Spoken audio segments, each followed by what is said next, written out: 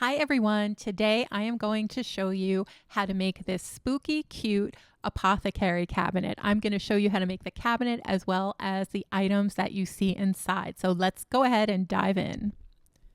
So I have a wooden box here that I got from Michael's. It is 3.5 inches by 5 inches.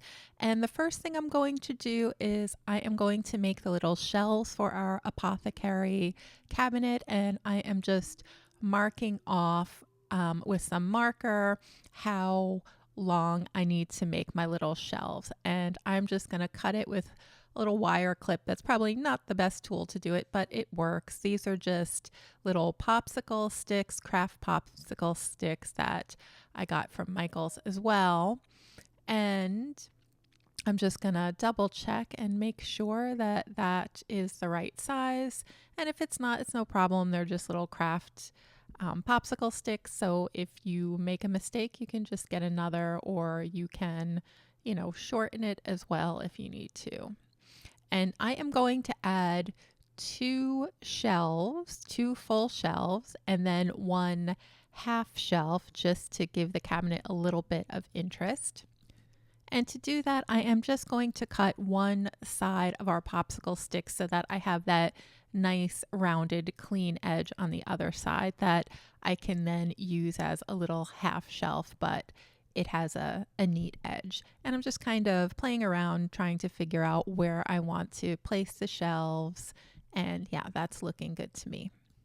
Now that I have my shelves cut, I'm going to move to staining our little apothecary cabinet. And I am just going to take some distress ink, and it is in color espresso. You can use any of the brown shades, I guess, or whatever shade you like. You could have a black cabinet, maybe turquoise, purple, but I just wanted a traditional dark wood. So I'm just using the espresso distress ink. I am using this because it's water-based. I really don't like a lot of mess. So if I get it on my hands, it'll wash off easily.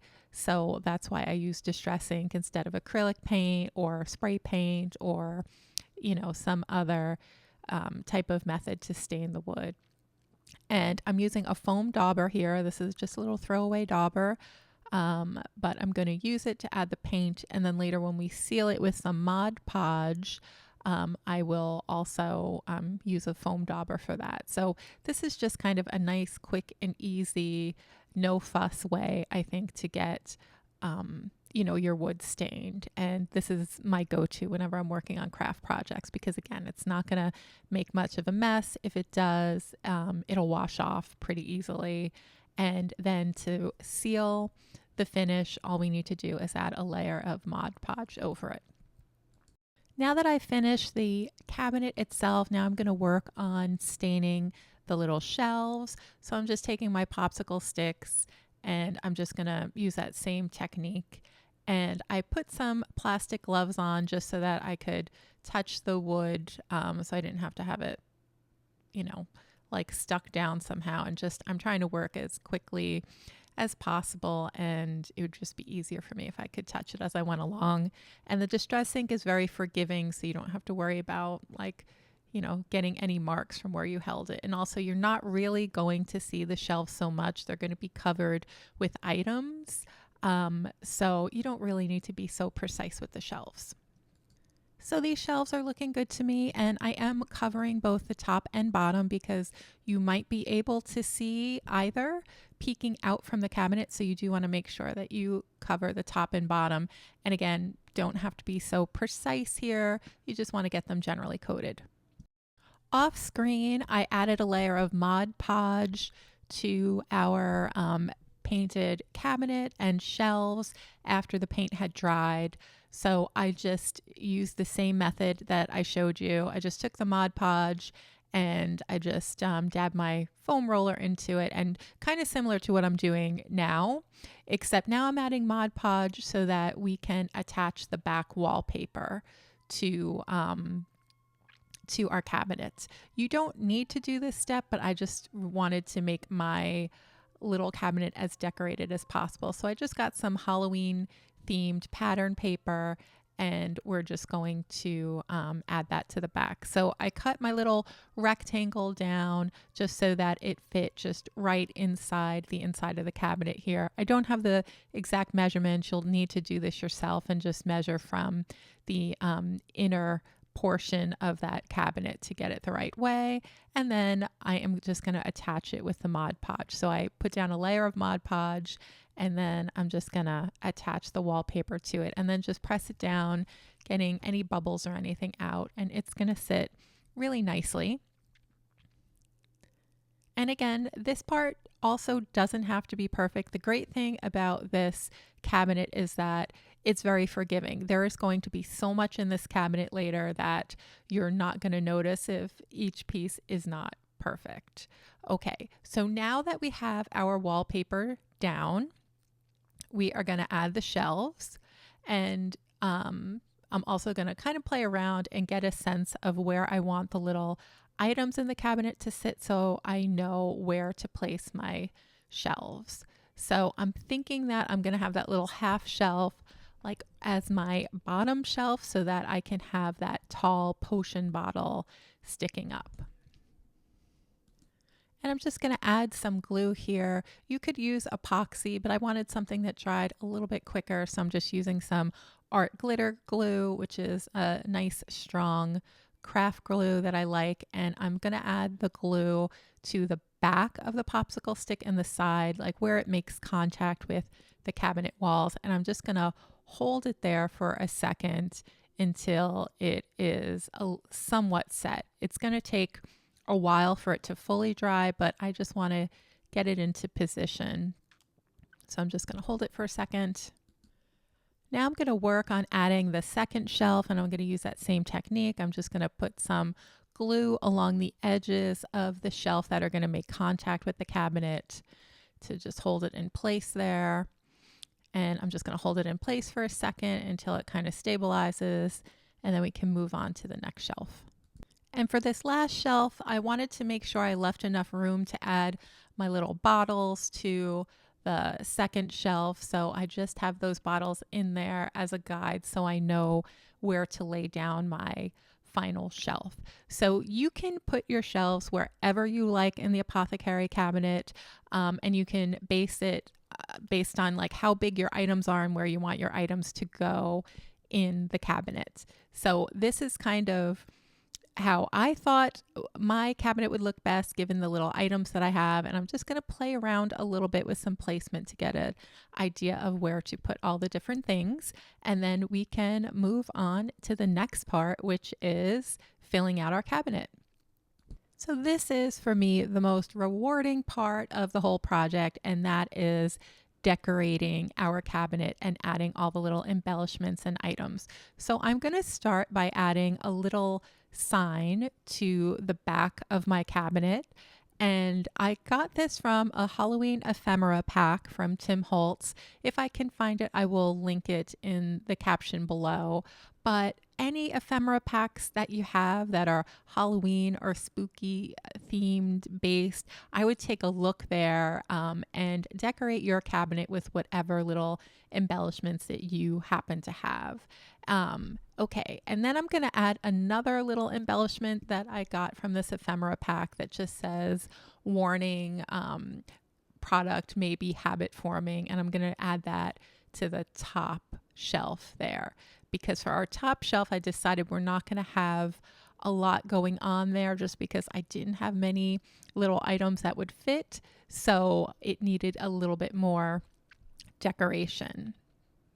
And once I get that situated, we're going to move on to add a little bit of spooky moss to the bottom shelf of the apothecary cabinet. So it's just going to give it this look like it's been, long abandoned maybe, or just, no one's dusted in centuries, and it's just growing all this kind of, I don't know, like dust that somehow turns into moss. I'm not quite sure, but it's going to give it a nice spooky feel. And also it's going to add some interest by adding another texture to our little apothecary box. So what I find makes the most successful combinations of items and ephemera is having different textures, having different shapes, and you know, of course, having different items. And it's all just going to come together to just make it look wild and playful and just spooky cute. So I'm going to add a little bit more of that dusty, mossy, cobwebby growth. I don't know what it is, but we're going to add a little bit more to the top shelf here. And my placement is pretty particular. So when I'm designing items, what I found is that you always want to have balance. So since we have this kind of curly fuzzy texture at the bottom left hand corner, well, we need to balance it off with something in the upper right hand corner. So I don't want it to be exactly the same moss. So that's why I chose one that's a little bit green. It still stays with that Halloween theme, but it's just gonna, you know, give us a balanced sense of texture and interest to the piece. And then just by happenstance or magic or whatever you want to call it, a little piece of that crafty moss sort of stuck itself up into the corner. So I decided to go with that, and I'm just going to add a little bit of glue here and attach it. And I'm using a glue that dries clear so that, you know, it's not going to show through or look like there is a smudge on the box at the end. And again, with a box like this, even if there's going to be so much going on, you're not going to notice, or you can just add another little piece of ephemera. So I'm being kind of careful here. I am pressing down my moss into the shelf. Remember, the shelves aren't quite dry, so I got to be a little bit careful here.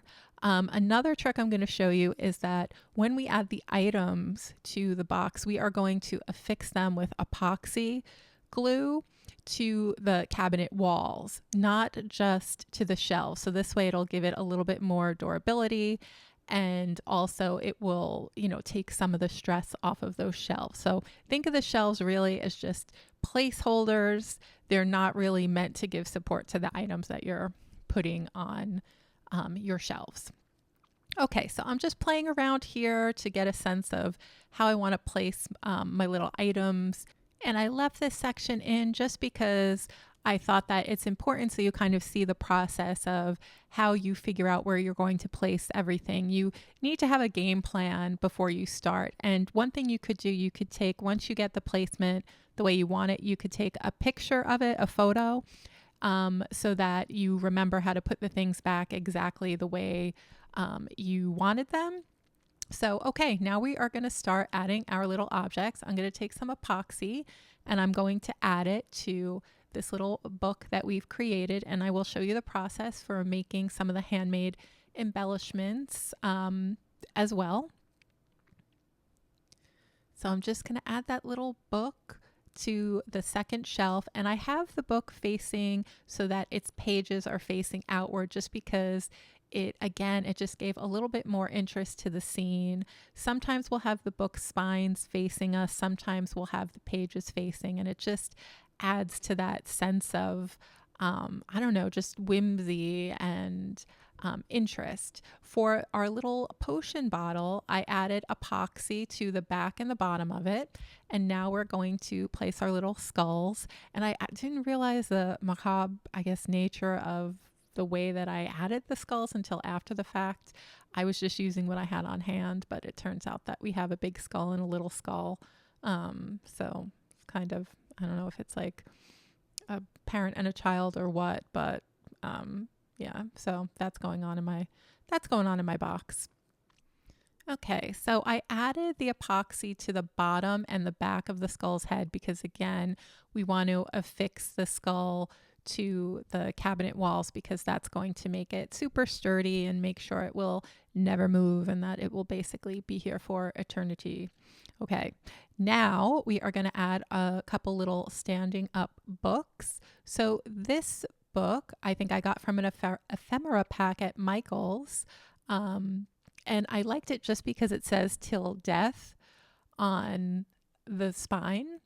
And I just thought that those words just added interest, and it just kind of matches with the theme. And then I'm going to add a little book that I made, and I will show you how to make those at the end of the video. And I'm gonna add this one spine forward so that the spine's forward. And I'm gonna make it a little bit off center. So I like my books to be a little off center. And remember, we're gluing them down so they will maintain that shape forever. So you can be a little bit creative here. They're not leaning against each other. They're firmly affixed to the back of the cabinet wall. And now I'm going to add our little potion bottles to the bottom shelf. And I'm just going to add the epoxy to the side and bottom of our first potion. And I have liquid in there that I dyed with some blue food coloring. And then I made sure to glue the cork in as well so that there's no leakage over time. And then we're going to do the same with our little green potion bottle. I use some neon green food coloring for this one. We're just adding the epoxy to the bottom and to the back here, the places where it is making contact with our cabinet. Now we're going to add this little pumpkin. Again, this is a little piece of ephemera that I got from Michael's craft store. There's a package of a whole bunch of little pumpkins of various sizes and shapes, and this little guy just fits perfectly into the bottom of my cabinet.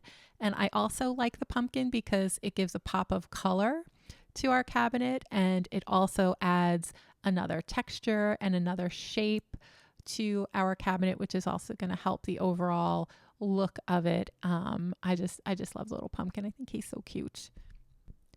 Now we're going to add some bones to the bottom of the cabinet. And what I did was I took a bone and I just split it in half because we're only going to see this, right, the front side of it. And also it wouldn't have fit in the cabinet if it was a full bone. So I'm just going to glue that down to the cabinet base. And again, this is a bone that I got as part of an ephemera pack from Tim Holtz. I will link it in the description below. And the thing that I like about the bones is, okay, it gives us another item, another texture, and another pop of color. And I just love that pop of cream color that we're going to get to the little box. It's just going to add so much more interest here.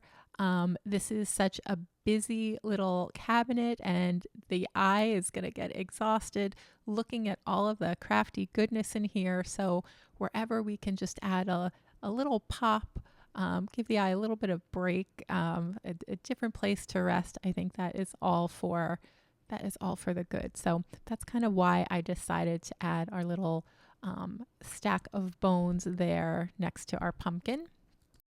Okay guys, so we are getting to the home stretch of completing our little apothecary cabinet. We are going to add this little rounded potion bottle. It has that traditional potion bottle shape. And for this one, I added a little bit of twine around the neck of the bottle, again, just to add another texture into the piece and add some more interest to it. I just love that. I added a label that says poison to the green bottle on to the left of it that I got from an ephemera pack. I got this little potion book from a little box of books at Michael's. What I love about this is that it is right on theme. So this is a little potion cabinet, and then we have a book that says potions. I also love it because it's a different size and width than the other books. So the fact that we've got multiple types of books in the cabinet is also going to add to the interest here. I just love it. I love all the little details here. Now we're going to get to work on the top shelf, and I am just adding this tiny little potion bottle that I got from an ephemera pack at Michael's. I didn't have any little bottles on hand that were this size, and this one already came with a little label as well, so it adds another piece of interest to the piece. And now we're going to add our final embellishment to the top of our shelf, and we're going to add a little bone. So this one we're using the full bone, and I'm just adding some glue to the parts of the bone that are going to connect with the shelf and the back of the cabinet there. And to hold it in place and make sure that it gets a good grip, I'm just going to take my little tweezers and I'm just going to attach it like that, just so it keeps the pressure on it, so it gives it a chance to just get nice and adhered securely. Now we're going to add some finishing touches to our apothecary cabinet. So again, this is a piece of ephemera. It's a little metal plaque that I got from Tim Holtz Ideology. I will link that as well. And we're just going to affix it to the top of our cabinet. And I'm using epoxy for this because I want it to give a really, really strong hold and make sure that the metal adheres to the wood. And then I'm going to add a little bit of glue to those little holes in the plaque. And we're going to add these little bolts to it, or screw heads or nail heads. And that is just going to finish off the plaque. So spooky cute. I just absolutely love this little detail here. And then the last detail we're going to add here is just this little broom. And I'm just going to add the epoxy to the part of the broom that is going to make the most contact with our cabinet. And I'm just going to hold it there for a second. And then once that is kind of secure, I am just going to let it be. And I think I also did add a little bit of glue to the top of I'm going to add a little bit of glue to the top of the broomstick here, just to make sure that it's got 2 good points of contact. And I also made sure that the broom is flush with the bottom of the cabinet so that the cabinet will be able to stand up on its own. And if you do this and you make a mistake here, you can fix it by either taking the broom off, or you can just cut the bristles down so that it is the right size. So lots of ways to fix this if it doesn't turn out just right. And with that, at this point, I am going to call it a day with my little apothecary cabinet, and I think we are finished. After the fact, I did add a little metal flourish to the left side as well. I think it's fine either just like this or with the flourish, but I just wanted to be a little extra, so that's why I did that. Now I'm going to show you how to make some of the little items that you can include in the apothecary cabinet. So the first item I'm going to show you how to make is this little book. So we are going to use these little book covers that I got from Tim Holtz Halloween ephemera pack, and I'm just going to fold them so that each book cover will have 2 folds so that we have a binding. So it'll be 3D. If you just folded it once in the center, you would not have a 3D item. So you need to make that little fold so that you get the spine of the book. And then that's where we're going to stack all the little papers. The little papers are pieces of cardstock. And what I did was I measured out each of the little books, and then I made the cardstock pieces about 1/8 of an inch smaller than the book itself. So 1/8 of an inch shorter widthwise and lengthwise so that it fit nice and snugly inside the book. And I'm just going to tape each of the little rectangles one on top of the other, just putting a little drop of glue in the center and then stacking the next piece of cardstock on top. And I'm just going to do this maybe between 15 and 20 times is what I needed to get the appropriate size to fit inside my book. So the size that you're looking for is a stack of pages that will fit nice and neatly in your binding for the book. So if you have 1/8 of an inch rim for the book or binding for the book, then you'll need 1/8 of an inch stack of papers. And I'll show you exactly what I mean in a second when I attach the little pieces into the book. So as you saw, I did a little check there, and my stack wasn't quite tall enough to fit in the book, so I had to add some more pages. So that's what I'm doing. And then once I get the right size, I am going to go ahead and then we're going to distress the edges of the book. I'm using distressed ink in the color Vintage Photo to distress the edges of the book and just give it a nice antique feel. I love vintage photo whenever you want to get this effect and make your pieces look antique-y or a little bit weathered. It's really great, but any brown or gray shade would work as well. Now I'm going to add a strip of glue to the binding of the book and then to the back side of the book. And I'm going to add our little stack of pages in there so that the distressed edges show. And I'm just going to press it into the binding of the book and onto the back so that the glue adheres nicely on both the back and the side. And then I'm going to add some glue to the front as well so that we can glue down the top cover. So for this book, this is not going to be a book that you can open.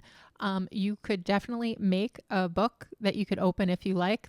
And I have a shorts video that demonstrates that process that I will link here in case you want to check that out. And here we have it. We have our adorable little spooky cute book with its distressed edges. And I just really love this. Also, in the short video I'm going to link, it will also show you how to make the book cover in the event that you don't have a template like I have from an ephemera pack. The other book that I have in my hand is just a store-bought mini book. I got that at Michael's in the Halloween ephemera section. So there are lots of ways to get books for your bookshelf. You can either purchase them on Amazon, just fully made up, or you could completely create it by hand yourself using a cardstock cover that you add some gold paint to, and you distress the edges, and then you could add in the pages yourself. You could make it completely 100% homemade if you like, or you could kind of do this hybrid technique that I did where I used a store-bought cover for the book, but then I added in the pages myself. So many different ways to get a result that works best for you. Okay, so moving along. Next, we're going to make some potion bottles, and this is so fast and easy and so much fun. I'm going to show you several different ways to fill the bottles. The first is with liquid, so I'm just going to take some neon green food coloring and I'm just going to mix it into a little bit of the water here. And I'm going to wait until it's mixed into a shade that I like. So this is a little bit too light, so I'm just going to add a little bit more food coloring and deepen up the color a little bit. And that looks good to me. So now I'm going to fill my bottle. So it did come with a little funnel to help fill, but I'm going to use that for some of the dry ingredients later. So I just pop the little bottle right into my bowl and I'm just waiting for it to bubble up and accept some of the little liquid in there. It's a pretty tiny mouth, but you'll see it'll take a couple of tries, but it will eventually take the liquid. And if you just want to sidestep this process, just use the funnel. Okay, so now that we've got our first bottle filled, I just want to have a deeper green liquid for the second bottle. So I just added some more food coloring. I'm going to take my little bottle there and just pop it in just like before and fill it up with some of the little food colored liquid. Now I'm going to dry off the mouth of the bottle and we're going to add our little cork toppers. And because there's liquid in these bottles, I want to make sure that the grip is really, really firm. So I'm going to use some epoxy here just to seal down these corks. For the other bottles that I'm going to show you where we fill them with solid or dry matter, I'm not going to glue it in, but for the liquids, I just think it gives you a little bit more security there that the liquid's not going to leak out at some point and, get onto other items in your apothecary cabinet or, then or just leak and you'll have an empty bottle in your cabinet. So this is just going to help the liquid to stay put. And there we have it. We have our cute little liquid filled potion bottles with some neon green liquids. I just love that. They look so spooky cute and eerie Halloween, just all the things. I just love it. All right, so now we are going to go ahead and add some of that little mossy fern that I have here to our next bottle. And I'm just gonna kind of shove it in, and then I'm going to use my pointy tool to make sure that the whole stalk gets into the bottle there, and we're going to leave just a little bit sticking out on top, and this is going to help to add some texture and some interest to our apothecary cabinet by just having one little bottle filled with these dried little stems. I just think that's so cute. And to give our little apothecary bottles a little bit of interest, I'm going to tie a little piece of twine with a charm around one of the bottles just to, just to spruce it up a little bit, embellish it, just make it look, I don't know, a little bit extra. And now it's all done, and I just think it's so cute, and it's going to be such an adorable addition to our apothecary cabinet. So I just want to mention all of these bottles I bought from Amazon. You can also find them in Michael's. They'll probably be more expensive, definitely be more expensive if you get them there. But you can find them on Amazon in packs of 50 or 100, and I will add some links below. Now for our last bottle, I'm going to fill it with some sand. So I also bought a few bottles of sand from Amazon, and I'm just going to use this funnel, and I'm just going to add sand to one of the bottles, and that helps to give a little bit of a pop of color because the sand comes in different colors. So if you have a theme going with your apothecary cabinet, you can definitely pick a colored sand that goes with your theme. You could also do that with a food colored water. But this was just one of the items that I had on hand, and I wanted to make use of it. So I'm using a turquoise sand here. Just love the pop of color that gives. Okay, I think I misspoke. I have a couple more bottles to show you. So I have these little sequins from card making. They're actually like tiny, tiny little beads that I've had for years, and they're brown colored, and I just thought that they would be really, really cute to add to the bottles as well. So again, paper crafting supplies come in great here. You can add confetti, sprinkles.